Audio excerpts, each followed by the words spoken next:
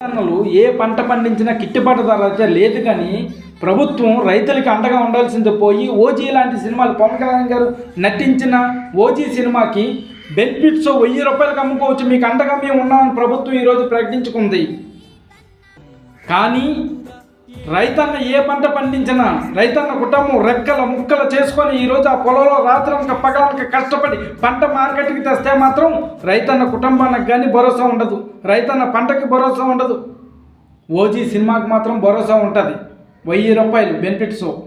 టమాటీ రైతుకి టమాటీ పళ్ళు పండిస్తున్న రైతన్న టమాటీ పండులాగా నలిగిపోతూ, శంకరా ఈ దేశానికి నేను అన్నం పెట్టడమే పాపమా, రైతుగా పుట్టడమే నేను చేసిన పాపమా, రైతు కుటుంబంలో జన్మించడమే నేను చేసిన అతిపెద్ద నేరమా అని ఆ శంకర్ని వేరుకుంటున్నాడు ఈరోజు రైతన్న. కానీ రాష్ట్ర ప్రభుత్వానికి మాత్రం జాలి లేదు, దయ లేదు. రైతుకి టమాటీ రైతుకి గిట్టుబాటు ధర లేదు. ఉల్లి పండించిన రైతు ఏడుస్తున్నారు, కన్నీరు పెడుతున్నారు, మున్నీరు పెడుతున్నారు. ఈసారి గిట్టుబాటు ధర ఉల్లికైనా వస్తే ఈసారి మా కుటుంబాన్ని బాగా చూసుకుందాం, నా కొడుకుని ఇంజనీరింగ్ చదివించుకుందాం అనుకున్న రైతుకి కూడా ఈరోజు గిట్టుబాటు ధర లేదు. ఉల్లి రైతుకి గిట్టుబాటు ధర దేనికి ఉంది అంటే,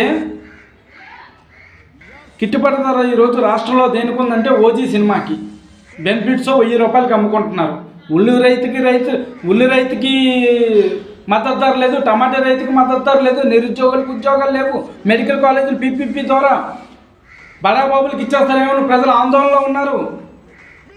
ప్రజలంతా కూడా కష్టాల్లో ఉంటే ఈరోజు రైతులతో సహా, కార్మికులతో సహా, నిరుద్యోగులతో సహా, ఉద్యోగులతో సహా, విద్యార్థులతో సహా అందరూ కూడా ఒక బాధలో ఉంటే ఈరోజు ఓజీ సినిమా మాత్రం 1000 రూపాయలకి సుఖంగా అమ్ముకుంటుంటే ప్రభుత్వం అండగా ఉంటుంది. ఇదే కదా మన రాష్ట్రం. అంతే.